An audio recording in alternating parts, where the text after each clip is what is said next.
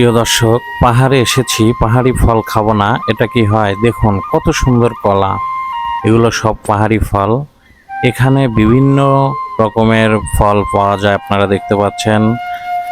এই যে পাহাড়ি মহিলারা এখানে অনেক রকমের ফল নিয়ে বসেছে, দেখুন।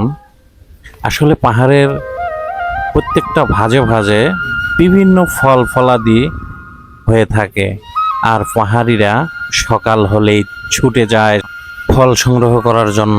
তো যাই হোক, ফল দেখতেই হঠাৎ পাহাড়ি বাঁশির সুরের শব্দ শুনতে পেলাম। পাশেই দেখি এক পাহাড়ি ভাই সুন্দরভাবে বাঁশি বাজাচ্ছে। মুগ্ধ হয়ে শুনলাম তার বাঁশির সুর। কি দারুণভাবে বাঁশি বাজাচ্ছে সে, অসাধারণ। তো এভাবেই বাঁশির সুর শুনতে শুনতে অনেক সময় পেরিয়ে গেল, মুগ্ধ হয়ে শুনলাম, অনেক ভালো লাগলো। এরকম ভিডিও পেতে অবশ্যই হাফিজ ব্লগের সঙ্গে থাকুন। ধন্যবাদ।